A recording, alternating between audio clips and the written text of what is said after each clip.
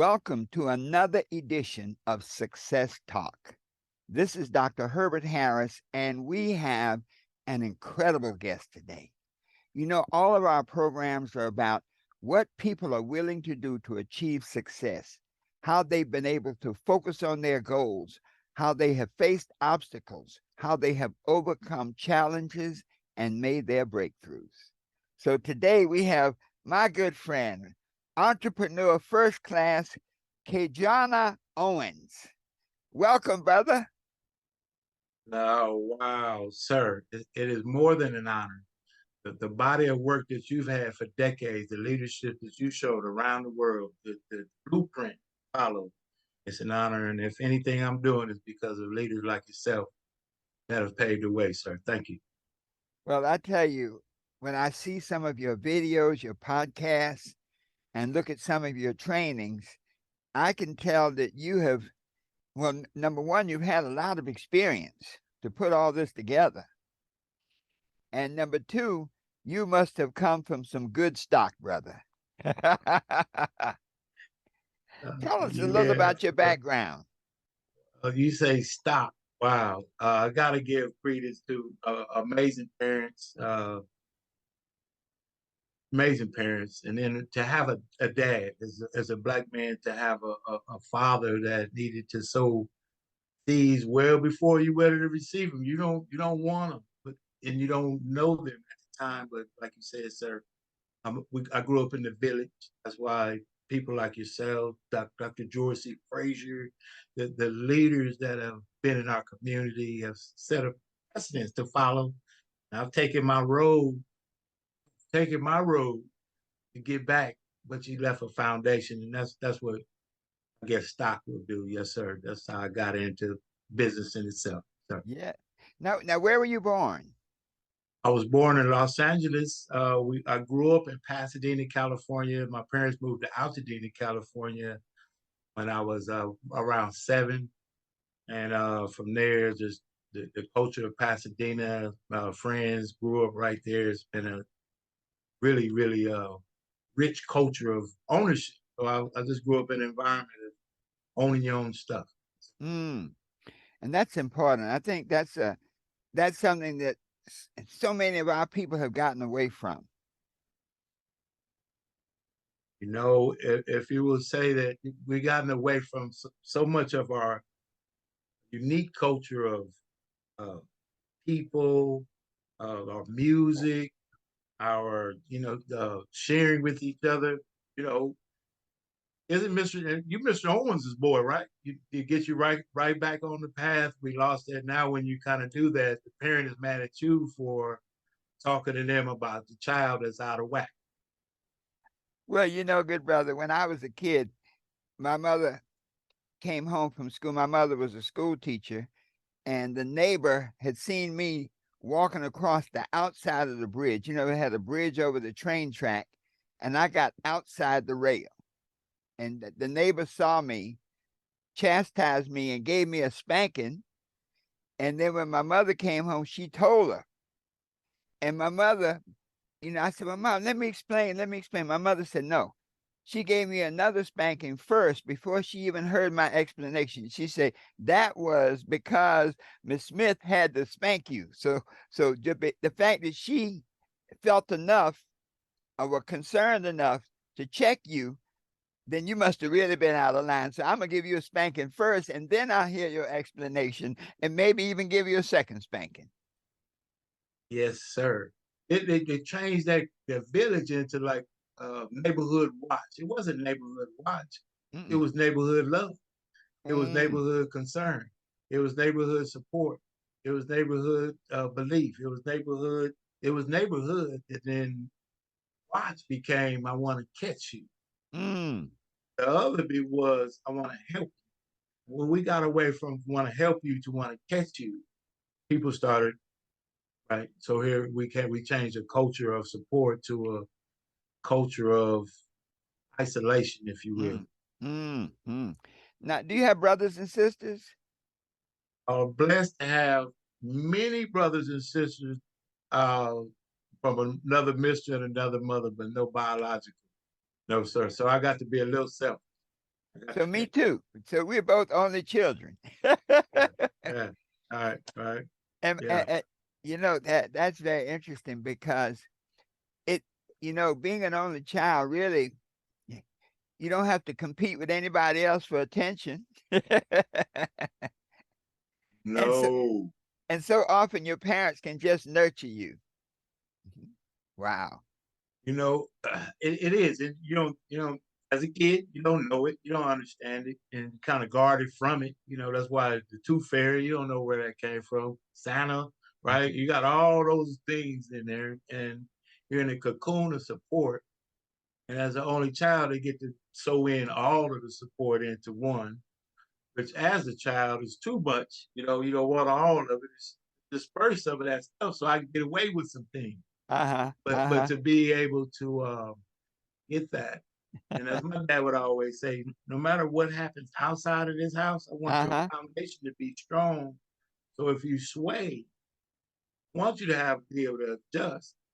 But the main thing I want you to do is have a foundation to adjust from. Hmm. Now you have some beautiful phrases. A cocoon of support. Wow. You know, Did we write that down now? I Here it is. I sure did. I sure you see me go for my pen, man.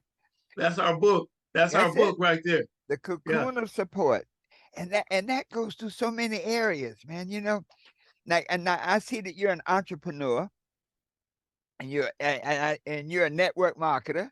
And absolutely. Yes, sir. I think one of the keys to success in network marketing is that cocoon of support.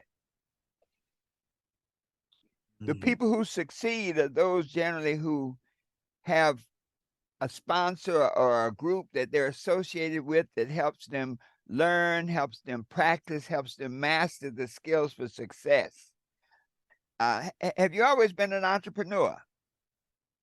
I think so. I really you have to go back and experience what Mm-hmm. move you've been to kind Mm-hmm. of see why you are, if that Mm-hmm. makes sense.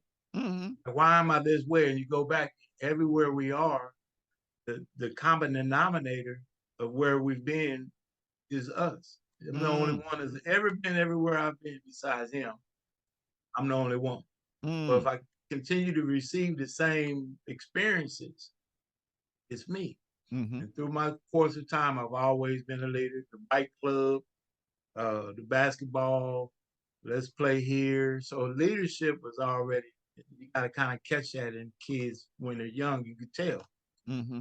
And when I look at it, my dad, suit, tie, briefcase, business, and I follow that track. And so I would believe that I have had all my life an entrepreneurial spirit, whether I was swaying differently or not. Yes, sir. Wow. We call it suited and booted. Every day, man, I Every watched day. my daddy come every day. He had a closet full of suits. He'd be going out the door with that briefcase. And I'll tell you this, sir. One thing about I learned is about taking care of home from a man. I think Mm-hmm. we men aren't seeing that as young men being men in the home. Mm-hmm. So they don't know how to be a man outside of the home. But Mm-hmm. when it comes to being a man outside of the home, they have no reference. So I had a reference from my father, and he had a really good check one time. Was the story. He had a really cool, I'm up, nice 4-digit check, Mm-hmm. 80s, nice meet Mm-hmm. in a week. And he said, "Watch this." He said, "Hey, baby." My mom comes out and gave me one of those looks. You know the old school one. Mm-hmm. And he gave her the check, and she put it in the apron, Uh-huh. and she went back out. And he said, "That's how it goes." That's how it goes. And I Wow. learned he take Mm-hmm. care of the family because I didn't know how it went. Yes, sir. Mm. Now, what type of business was your dad in? My dad, as an entrepreneur, from I call it DNA of the grind, because my granddad, all the way up Owens, all men, me, same, you would see the same. Uh, Entrepreneur, he was in women's apparel. He had a women's boutique, Sassafras. When I was a young child, would go into LA, the garment district, select his wares, had a production company where he cut the sizes out, gauchos, all of that. So I watched that. My granddad had a unique hat called Flop Joe. Jimmy Owens. You may have known him, but Jimmy Owens played with Dizzy Gillespie. Yeah. That's my grandfather. What? Man. That's my grandfather. Okay. Here it is live on the podcast. Now that's unique, right? That's my grandfather. Mm. So you get the lie. Now you get the lie. So yeah, I watched my dad own and operate a business. Uh, he was in insurance, dominated the industry, was professionalism, just a go-getter. Mm. You don't know it was happening, but you can see what's Right. happening. You can Yeah. see the look, you can see the persistence, you can see the consistency. And while I didn't buy into that, the foundation, see, you could come back. Well, KeJohn, KeJohnna, Huh. is that the way you like it pronounced? Uh, I've been called every kind of name of the variation, so Uh-huh. you got to be cool with today. KeJohnna, my mother was studying Swahili, and actually, it's a great story. Yes, KeJohnna is how you pronounce it. Yes, sir. All right. Well, you really shared. I know that you're involved with fatherhood and things like that and helping young men, find the path. I can see now, man, it's so important uh, when you have that background, when you have that type of foundation. I think that's a great blessing, man. And I take my hat off and salute your parents and grandparents because so many young men don't have that. And, No, and but you don't want it when you got it. That's the mm, part. yeah, You don't yeah, want it. You don't yeah, even like it. Matter of yeah, fact, you probably think you hate it, yes, right? Because it's on you. It's attention. Only child too. Now yes, all the attention is on you. So I've taken my routes to. I went to the Marine Corps. My dad said, "Why?" And if you're gonna go to the service, why not the Air Force? uh-huh, Well, I'm a Marine. Rebellious to a degree, right? uh-huh, And over time, though, that foundation. I didn't like soup. Didn't uh-huh. want to wear it. He did. I'm trying to be totally opposite until you become exactly what you've been becoming from the beginning. Yeah, that's Yeah. it. Well, it's almost like a full circle. I think as a young person, you see that structure, you see those things, and you're like, I don't want to do that. Everybody, and the funny thing, KeJohnna, is other people had a different experience. And so you look at them, you're like, man, I want to run around like them. I want to do what they do. And your parents are like, no, it's not that kind of party. Here's a strong and powerful version of how my father would share that. So we were given the free will of freedom, but we had the opportunity to take the 40 acres. Some received. Hmm. They had the land, they, right? Instead of cultivating the land and being country, want to go to Detroit and Chicago and be city. Mm. Leave the land and the legacy for the fruit and the shiny thing. That's the same thing as life. Yes. My father is showing me land and legacy, but I'm looking at the shiny fruit. Hmm. So, but foundation gets you back to that knot on the head. That's why I got the whooping, right? Hmm. That's Hmm. why old man Brown was on me all the time. He saw I could be better. Yes. And it takes some time in transition. So as you see me, sir, any kind of impact I could do with change, Hmm. uh, I'm pretty much all in to the best of my ability.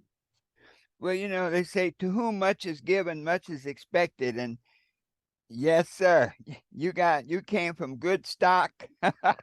Now I see it. Good stock. But Wow.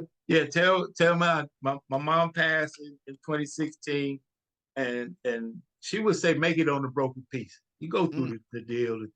Passing is part of life, so you got mm, to embrace it, move on. She make it on the broken pieces. Those kinds of foundations. mm. Uh, Everybody can use that. Make it on the broken. It just resonates. Mm-hmm. It ain't working. We broke. We don't have it. The Mm-hmm. car don't work. And as you say, sir, and your 12 laws, I was driven straight to the law of action. Mm. I got Because the law of all the other things, but without the action, it's nothing. you. Mm-hmm. And I would like to learn from you as a student. The law of action in your eyes from you to what you wrote in here. And here's how it hit me. I gotta read it. You said all that is written in this book and all other instruments of enlightenment are absolutely worthless unless you put these ideas and principles into action. When the rubber hits the road, that's what, everything we do, action is manifested energy. You know, when you look at the difference between kinetic and potential energy, potential energy is to have all the knowledge, have all the hopes, have all the dreams, and to sit there with great potential. George Fraser used to talk about all the the brilliant ideas in the cemetery. That one of the most fertile places with more ideas and dreams is the cemetery.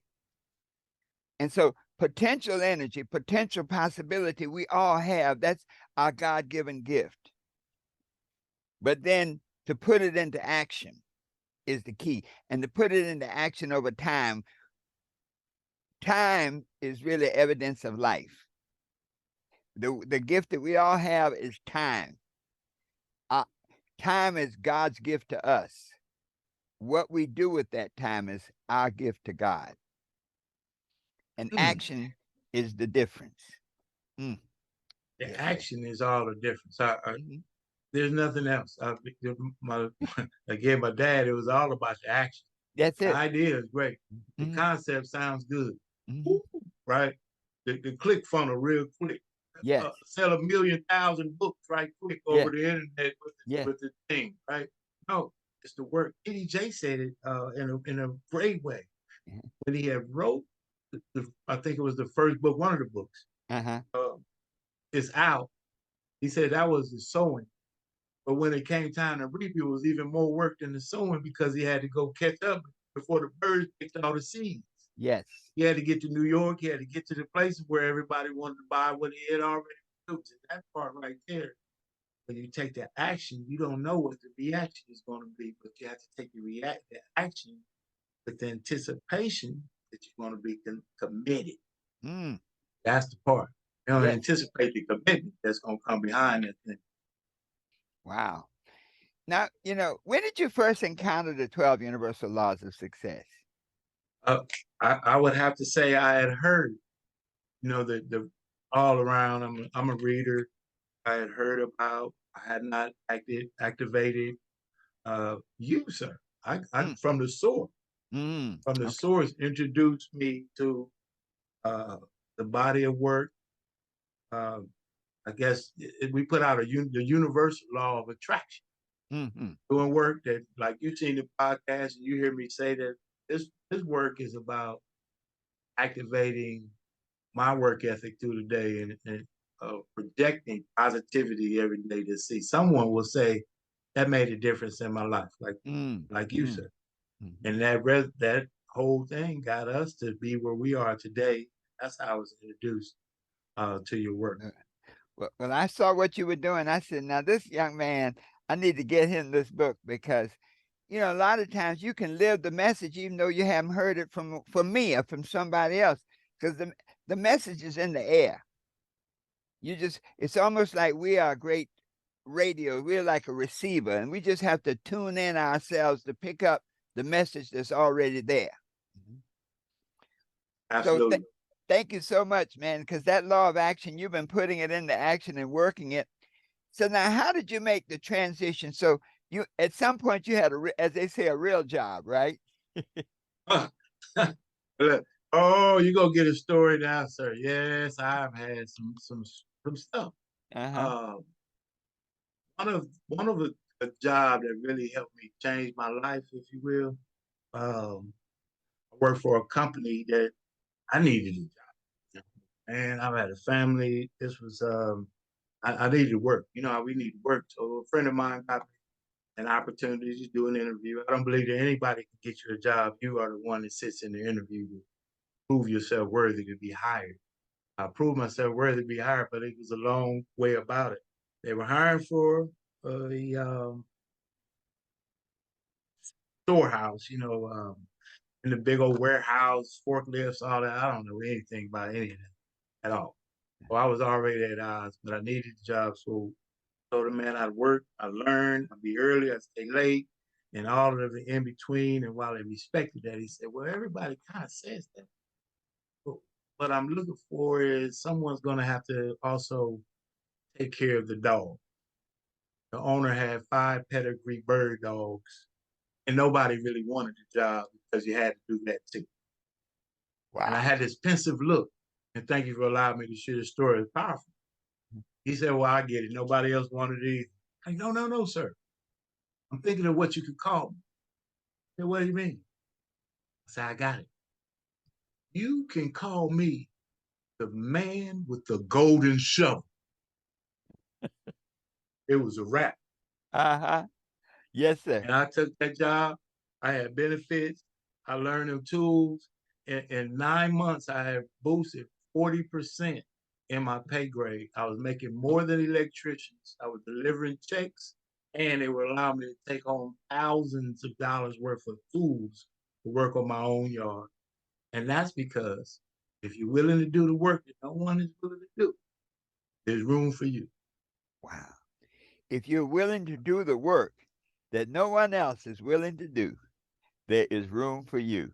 That's another one of those diamonds. Boop.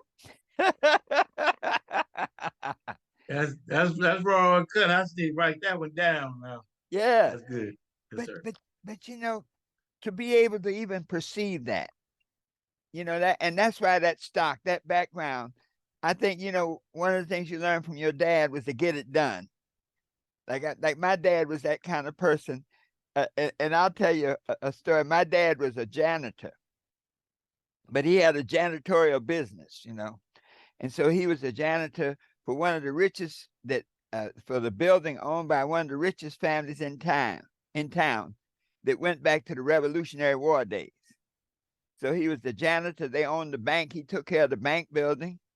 He was a chauffeur. He drove the old man around. Okay. Mm-hmm. And then he had all these little businesses downtown. I grew up in North Carolina, in Wilmington, North Carolina. So he had all these little businesses. And this is during the days of segregation. And so he had all these the beauty salons and dress shops, and he cleaned them up. Okay. And the thing that I hated most, he had this great big thing of keys, man. I mean, because he had keys to every building, every store. And that I just saw that, and I said to myself, Lord, I said, I will never get any business, any job where I got to carry a big ring of keys. And KeJohnna, talk about full circle now. Not only do I have one ring of keys, I got two rings of keys. You know what? That's like the commercial. That's like the commercial they have. Don't become your parents. Right? And what got the one where you're becoming your parents? I think it's an insurance commercial. It's cheaper Yes, than not yes, to become a yes, parent, yeah. and you become the very thing that you said you wouldn't become. Yeah. Because I'll tell you why. It's a great thing. Mm-hmm. It's a Mm-hmm. great thing to have a parent. That's why you hear me on the podcast talk about Mm-hmm.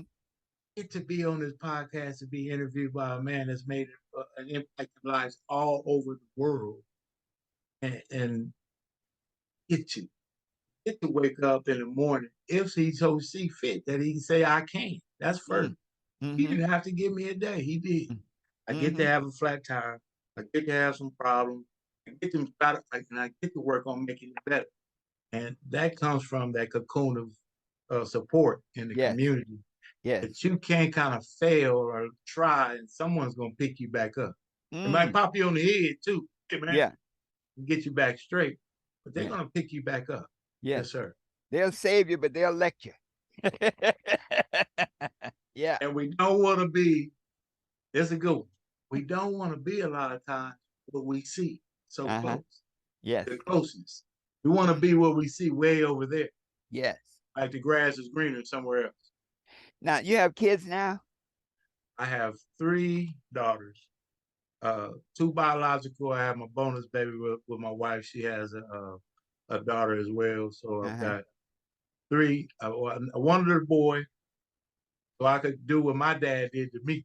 Say, I Mm-hmm. want, I wanted to get that yard work stuff. But I Yeah. got 3 Yeah. daughters. Yes. Well, I have a daughter. I have a couple of sons and a daughter, but my daughter was closest to me. My middle son grew up very close as an entrepreneur, a lot like you did. My daughter, though, is much closer to me. She's my late life daughter, but she acts just like a man. She wheels and deals, and she said, Dad, I keep hearing what you say over and over in my head. She said, all my friends say, Livy, how'd you get so smart? How'd you know how to do that? He said, I just watch my dad. So even when the girls will pick up that stuff and they'll be wheeling and dealing just like the brothers, especially in this world. So what that says is what my dad had told me, and this is why I think that how you think the parents don't know it, they don't know what you talking about. They don't know what you talking about. Uh, so instead of the spanking, he would give me a real strong, make me explain like so. From here to the house, you're supposed Mm-hmm. to go straight to the bus stop. Mm, But from here to the bus stop, you decided another decision. What mm, happened at that time? We gotta mm, have to talk about that. mm, Who decided you were gonna get on the bus? So to describe it and talk about it really made a difference. But he would say this.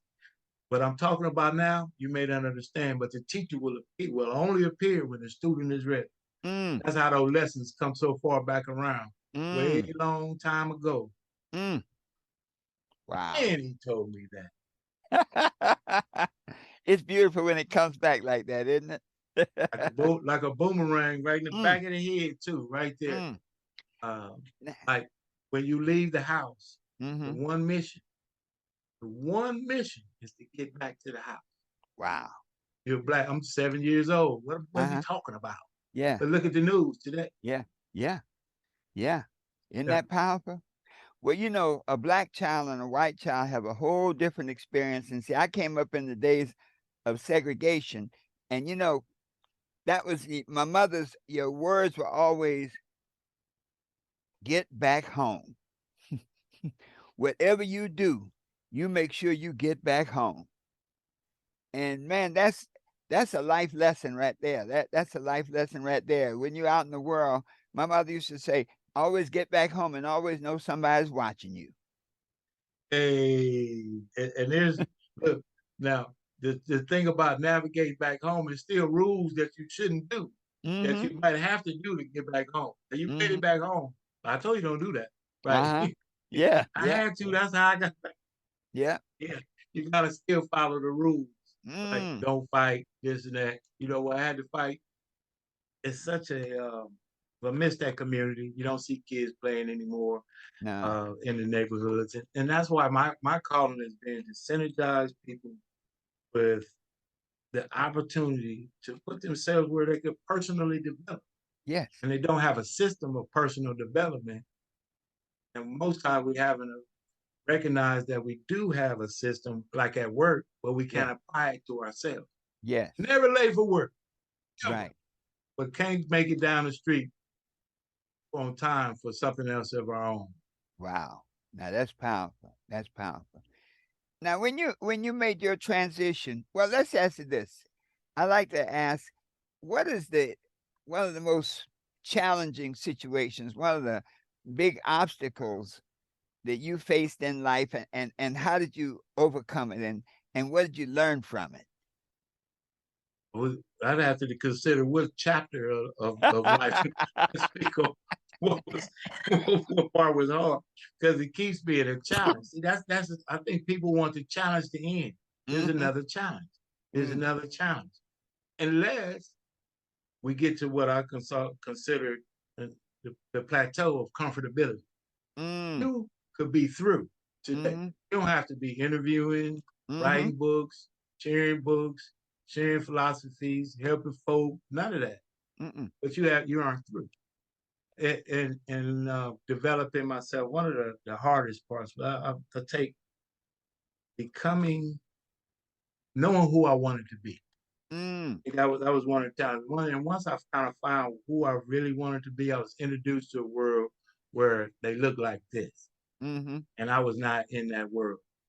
My dad introduced me to the one black suit. You must have a black suit. My Mm-hmm. challenge was meeting, getting in environments where I could grow. I was tired of my environment. Uh, and I was introduced to an opportunity to meet Dr. Frazier, 2012, uh, Frazier Net Power Networking Conference in Dallas, Texas. Mm-hmm. Had no money, had no business cards, had a vision, Success Express Marketing Solutions. I knew I could do great work for companies. I knew I could do branding. I knew I had an ability to speak for companies that they may not be able to save. Mm-hmm. And the boost was $900. I couldn't afford one. I had no car. Mm. Action. And I took two clients that wouldn't pay for a booth either, but we were there and I was everywhere. I met Mr. Frazier and I said, I never want to leave this room or this opportunity for developing myself ever again. I've always been on that. That was a challenging part to use what I had. And that's in Mm. my book to achieve what I desire. I have nothing but passion. Mm. Well, Losing George my is. house, I was in foreclosure, woo-hoo, whole bunch of little salt and pepper stories in the combo pot at Mm-hmm. that time. But I believe, and here's what I'll say to people: show up. Show Gotta up. show up. Gotta show up. Yes, sir. And that helped you come through. And I guess you're also saying being around other people, because George has been through it. George and I go back, man, to the 80s. And George, his first book was it was called The Success Guide. And it was a catalog of black businesses all over the country. And I was working for Reverend Ike at the time. I worked for Reverend Ike for 2 years. I was his head of the Science of Living Institute. And Reverend Ike saw it and he was so impressed. He said, I need to meet this guy. And so I ended up going to meet George and saw that book. And I mean, it was such high quality. I mean, it was like polished paper, beautiful, glossy cover. And when I first met, he had a vision at that time, man. I said, we were super impressed. And as a matter of fact, because George and Tony Brown, remember Tony Brown's journal on TV, we ended up moving to Cleveland. So I lived in Cleveland. As a matter of fact, the 12 Universal Laws of Success were written in Cleveland. Yes, I moved to Cleveland, and Didn't know and that. yeah, I lived there 4 years, and it took me 2 years to write the book there. And George was, if you imagine, George used to have a, what was it called, First Fridays. And man, Cleveland at that Uh-huh. time had a very, I went all over the country. First yes, Fridays went all over the all country. over I the remember in country. Well, all kind of cities, that, clubs, that's it. everywhere. Yes. And see, Cleveland had at that time a very rising, they'd had one of the first black mayors of a major city, had a nice middle class black businesses, the Rock and Roll Hall of Fame. I mean, Cleveland was jumping. And man, that first Friday, when you came in there, you had the finest, the prettiest, the richest. I mean, you showed up, and George was like, he was the ringleader, man, with all of that stuff going on. I So can see that. I can yeah, see it. but when you talk to him, you'll find, man, he's been through some trials and tribulations. I mean, he's been through it. And so whenever I see George, I always think this, and I can see how you get that vibration there in Dallas. Whenever you see him, you say, this is a man that's been tried. They say you can't have a testimony until you've had a test. So when he speaks that confidence, man, he's like, yes, I've been there. I've been So foreclosed. Whatever. I have gone through it. And so I am, there was no mystery why you were attracted there and why that was a turning point. very authentic, um, very offering of information. I mean, he just really embraces you. But he could also sense hunger. Mm-hmm. Eagerness to learn, humility as well. Mm-hmm. To accept. and he just ended up in a millionaire lunch. I'll tell you, I had no money. Yeah. The room, actually, it's in it with a room, 3 booths. Uh-huh. They put my booths right out in the front of the breakout session. One of the clients that I took had a video camera, had it looking. So I'm a marketer. They Mm-hmm. made me a marquee. Oh, I'm Mm-hmm. in the back. I talked to a billionaire, Mike Roberts, Yes. at the millionaire luncheon. I'm in the back. You know, he didn't even look at me when he was talking. He said, Uh-huh. I don't know how you got in here. I'm gonna tell you something. I like you. He said he was looking straight. I like Yeah. you. Hey, you're a marketer. I don't know how you got you. You right out front. You doing your thing.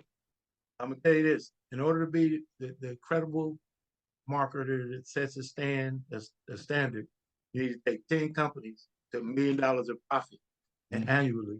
By default, you have built a multi-million-dollar marketing firm that has reputable facts. And he stopped talking to me. And Uh-huh. I just repeated what he said. And I've been Yes. on a mission ever since. And That's that's the something. mission. That's That's it. something. Now that's why you got to be in the room. You got to be in the room. You got to show up. If you, I, I anticipate opportunity. I used to say I didn't expect, but I do start to expect now. I expect that I'll meet someone like yourself. I expect that I will be in the right place at the right time Mm. Mm. if I go. Yes. Now, you that was one of those things that you overcame, and that's where you stepped out on faith. Now, what do you consider your greatest victory to date? Now, one of the things I say is this. I like to look at life as a stair step. And when you get to that, you had a nice term of that level of comfortability. What you call it? You had The cocoon of comfort. yeah, the cocoon of comfort. But life is like a stair step, and you get on a certain plateau, and everything is going good. Everything seems to be fine. But there's something inside. It's almost like all of us are eagles inside, and no matter how comfortable it gets, how sweet it gets, there's something you keep looking up to the next level. There's something else up there beyond the sky, something else. And then you get uncomfortable now, like, all these possessions, I got this, the cash, I got that. It's like when the Beatles started making money, they're like, we need to be more spiritual. Let's go and study with a guru. Reverend Ike did the same thing. Once you solve the money issue, the riddle of survival, then you're free. Some people get stuck in that survival thing. They just more and more stuff. But once you can solve that riddle of survival, and that by the way, that's chapter 8 in the book, the law of value. Once you solve that riddle of survival, then it seems like there's always another mountain to climb. Seems like the more you can see, the more you can be. Once you travel to the Caribbean, somebody tell you about Egypt. Like, man, I need to go see the pyramids. Once you see the pyramids, somebody tell you about the Great Wall of China. You're like, man, I need to go see the Great Wall of China. And so it's a constant evolutionary process. So to date, what do you consider your greatest victory? The thing that you're most proud of accomplishing? I am most proud that I've become someone that people look at and say I could change. Mm, I read a quote a long, long time ago. It changed my life. It's two. One was Gandhi, be the change you wish to see in the world. mm-hmm. I was not what I wanted to be. And I wanted to change. And what that comes to is a lot of times we say, well, they should, and I wish they would. And if it was me, I would. Then you look in the mirror and say, well, and I've changed. And for someone to call me, I had a call from someone that said, because I was on the radio some time ago, 2009, 2010, um, I got a call from someone that said that I had changed their life. Mm, I didn't know them. We hadn't talked, but that what God was working through me to make an impact in somebody else's life. That's one of the greatest things that you could say, that your life makes a difference in someone else's. mm, Um, that's everything I do in business, everything I attach myself to. It just has to have some component that helps somebody, whether they see it like network marketing. They don't have to see what I'm talking about. As long as they see something for themselves, you mm. can see something for yourself and you apply it. he's put me in position to do my job. And I think that's the greatest thing that any of us could do. Bring a Wow. service and a value. Wow. Man, that's great. Now, you involved in the network marketing. I tell you, man, this is such an interesting conversation. Now, the company that you're with now, was that your first network marketing experience, or did you evolve through a few of them to finally get to this one?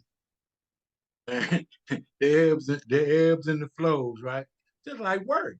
Uh-huh. I think network marketing gets us because lack of knowledge, ignorance, not in any kind of negative connotation, but we just don't know. I'm ignorant to a lot of things. Mm-hmm. Don't know, and we don't know what we don't know. And I did not know that I could transfer my passion, skills, professionalism, all the tenets into a business that I could own.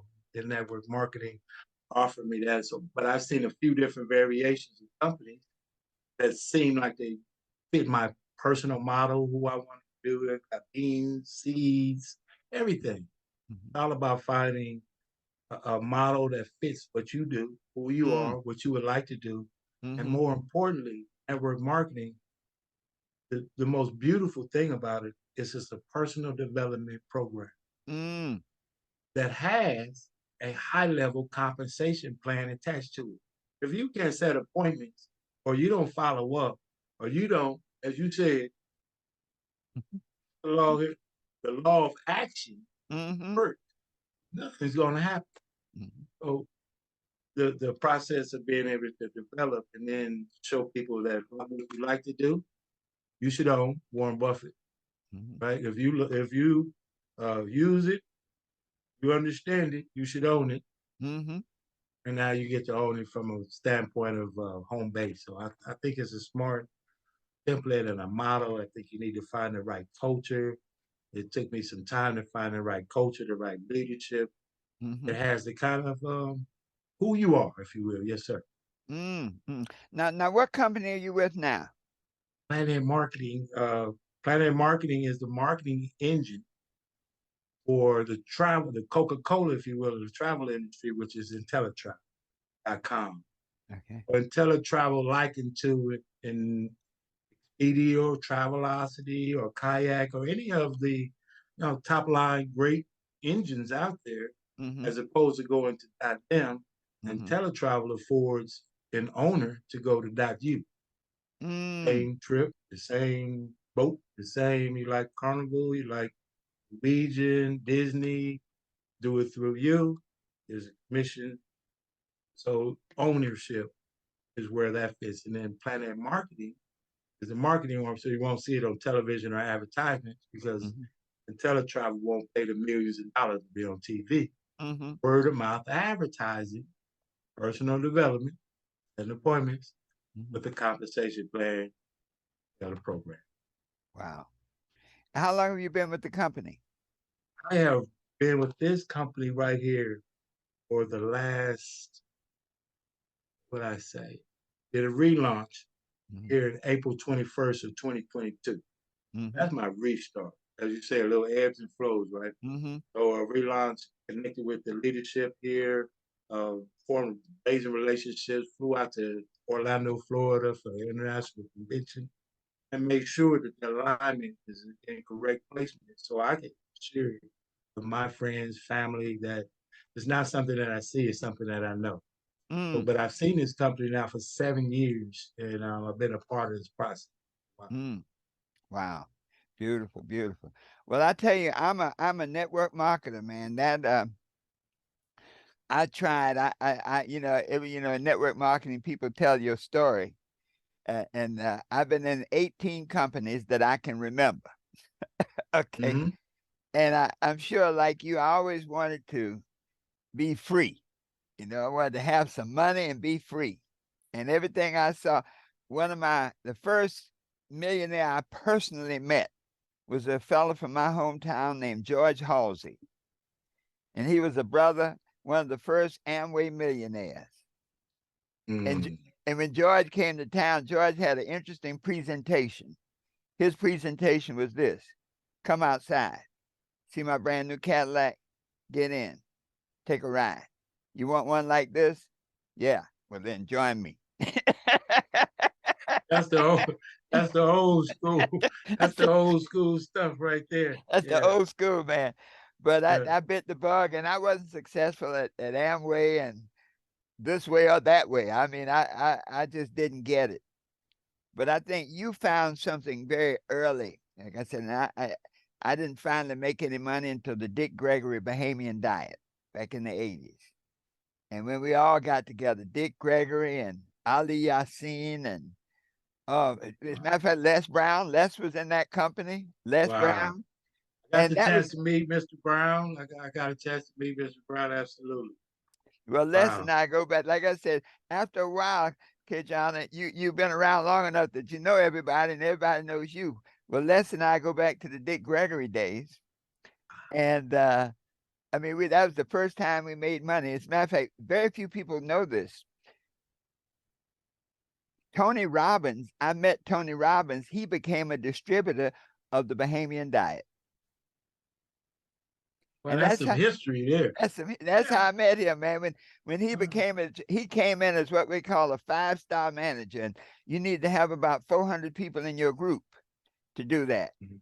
And he came in as a 5-star manager. And I wish I'd saved one of the old magazines. He was on the front cover of the magazine, and we all went to Tony Robbins. And we were all kind of starting out together. Tony was doing his seminars in the school ground, not in the hotels. He said, I need the space and I don't have the money. Let's get a school at night and Yes. Yes. put the firewalk in the playground. But that's the first time we made any money. And then with another company called National Safety Associates. And one of the things I've found, and I think you'll find it too, and you said something powerful. You've been with this company a number of years. The company I've been with a company called Life Vantage, and this is my 12th year with them. Okay. And all of the companies go through ups and downs and changes. But if you have a good product and a good system, and you said something else, good culture. If the culture ain't right, you could be selling eternal life for $1.50 and you're still gonna fail. Okay. You got the culture. Um, is what's attractive, and then each culture is attractive to different people. So this got to resonate with who you are, that integrity, uh, honesty, upfrontness, the support too, to be in business for yourself but not by yourself. So the industry itself overall is amazing. But Yes. what amazes me is that we have these gifts, and I'll call myself a babe in the word. You may hear it on the podcast because I don't know the script, but I believe I walk. So Mm-hmm. when we have these gifts, we apply them. Like I said, we're not late for work. We're never late for someone else's responsibility, but for ourselves, Mm-hmm. we just not cannot seem to show up Mm-hmm. to keep going the course. Like Mm. college, you can sign up, but you must sign in. Mm. And, Mm. if you don't That, sign in, there's no need to sign up. mm. There's no winning culture in signing up without signing in. Mm. And I just connect with visionaries um, that have the passion to help other people, and that's what the whole blueprint of network marketing is about. Mm-hmm. I look forward to sharing the information and allowing people in a professional environment to make a decision. Mm-hmm. People think it's a sale, but if you don't know what to turn down, Mm-hmm. why would you turn down what you don't know? That's it. That's it. You give people the opportunity to see what it is, and then you go from selling to educating. When you educate somebody, like you were sharing about travel, it's like you're gonna travel anyway, so why not get paid to travel? That's such a simple. I tell people, I say, I want you to think about it. When you go on that bill, Uh-huh. commission. Uh-huh. Now you could do the same thing on .you, and Uh-huh. there's a commission. They Uh-huh. just go different places. Which one Uh-huh. would you rather the commission go? There you go. Dot Come you, and I see what love we're it. talking about so you can make a decision. Yes, sir. Well, Oh I man, have two more questions. Number one is, where do you go from here? What's the next steps in your journey?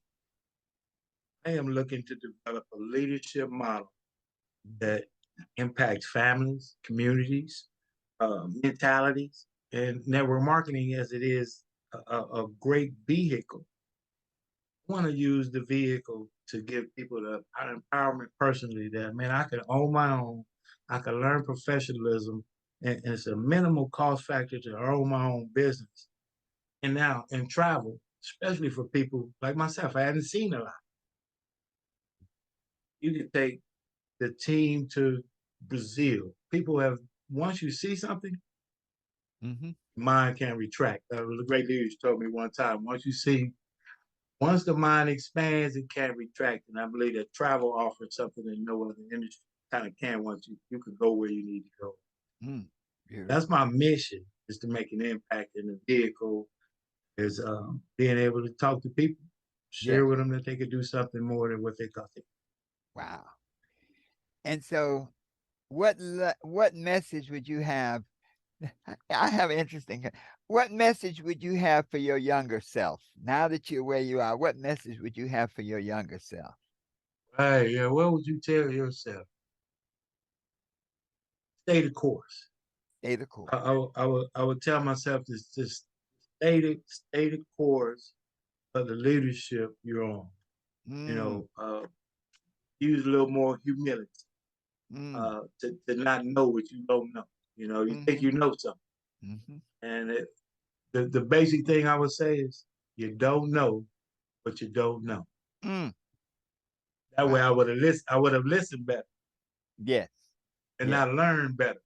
Mm. Yes. that, Yes. that might make sense, right? If you listen Yeah. better, you'll have to learn better. Yeah, Yeah. Yeah. by yourself. Yeah, Wow. I would have listened better. Wow. Now, let's go to the other side. What will you tell to your older self, your 65-year-old self? You don't have time to mess around. Ooh, yes. You don't have time. You don't have time to mess around. You know, I want to put myself and my family in a position that when I hear information about what you shouldn't do, I Mm-hmm. take it with a grain of salt and see, are they doing what I would like to do. If they're doing what I would like to do, I'm humble enough to listen to everyone. But if we're not going in the same direction, I'm not swayed by excitement, or because commitment is where it's at. So when I listen to information, I the source, the delivery, and then the application is where I'm really at. People want to do the work, like you say, sir. The action. Mm-hmm. Wow. Well, it's interesting, and it sounds like you're going to build a legacy. Sounds like, in the Bible it says that a good man should always leave a legacy. And that sounds like your journey, man. I want my life to have been significant. Mm, I would like for my life to have, like I said, make a difference in someone. I don't know it does. People see podcasts, they don't say something, mm, but they apply something. That's the mm, difference.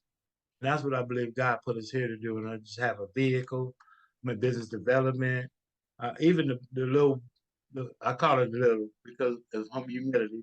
My mhm, book, it's just a work of process, really. mhm, It's just a work of what I felt.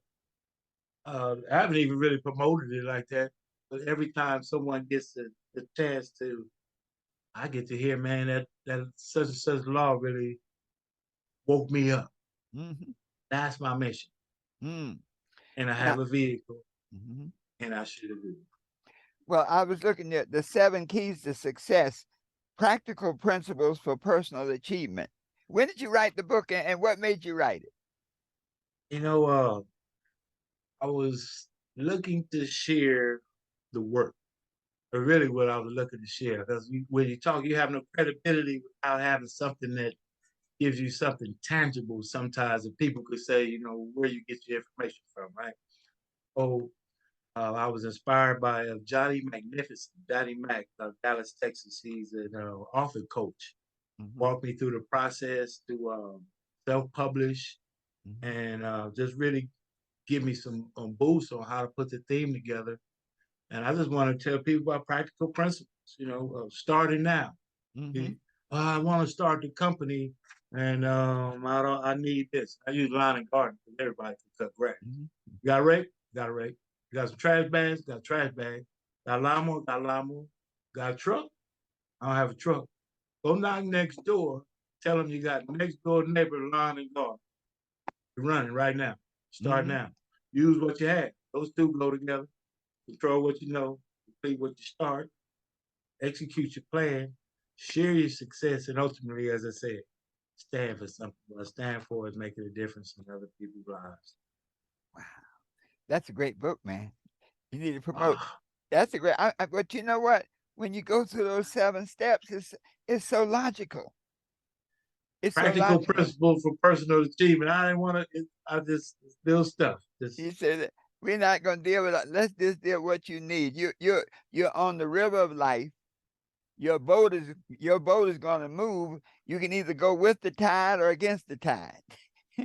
You can either let the wind blow you over or blow you ahead. red pill or the blue pill for the matrix, right?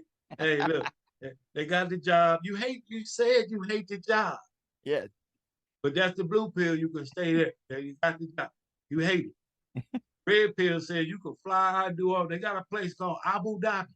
Uh-huh. It's a place. I've Uh-huh. never been there, but in the red pill, it's available. Uh-huh. But it's some work. That's the thing. Now I know this. We do what we know, You do but what we what we know. don't know, that's what hurts us. Yes. It's not what we know. It's what we Yeah. don't know. Yes. We Wow. go, KeJohnna, I tell you something, man. I thank you so much for this interview. I really admire what you're doing. They say now they call me Baba. Like your senior, as the senior, the mature associate in this game of life. There's nothing more rewarding than to see a young man like yourself who's taken up the reins to transform people's lives, who said they want to make a difference, who said they're willing to pay the price and take that action. So, any parting words for our gifts, for our guests, for the world? Any parting words? And then we'll wrap it up, man. thank you, sir. The opportunity, the words of encouragement, the leadership, everything that you are doing is what I subscribe to do. So, you know, you're a mentor without knowing. This is what I'm saying. Nobody knows what you may be doing, but if you're doing good work, people are following. And I appreciate everything you're doing. If I could say a thing about last words, Mr. Steve Harvey, if he gets a chance, I got one on one of his ties. Mm-hmm. He's amazing leader because stepping out there and being different is hard. I will say this is my quote. Apply the level of the work you do, match the level of the faith you have. You Wow. don't know. Apply the The level of the level work you work do you do. to match the level of the faith you have. Here's I was asked a question, why do they sell $40 million jets? Because people buy them. They, you had a faith that you could work to where you could be in the room where they buy them. Yes, yes, Yeah. yes. Yes, sir. Wow. Well, good brother, thank you so much for the time. Thank you so much for sharing. I really appreciate all that you do. And I think one of the things that, as a man in particular, but as a person in general, is to live a life of example. If you walk the talk and you live the life of example, many times that's all you need to do because you never know who's watching. There's somebody's going to say, I see him. I saw him move from the warehouse to the castle. Okay, I saw him move from the forklift, from the golden shovel, Yeah. okay, to the Rolls Royce. Okay, so be an example. Keep doing what you're doing. Thank you so much for being here, my brother. Always, I love to always close that the best is yet to come because of men like you, and so it is. I received that, sir. Salute to you. Thank you again for having me on. Thank you again, sir. Friends, folks, I tell you, this has been an incredible broadcast. I want to thank you so much for watching. KeJohnna Owens is an entrepreneur and I think an inspiration to so many people. So tune in again next time for a Success Talk with Dr. Herbert Harris. You can be what you want to be, do what you want to do, have anything you desire, always knowing that the best is yet to come. And so it is.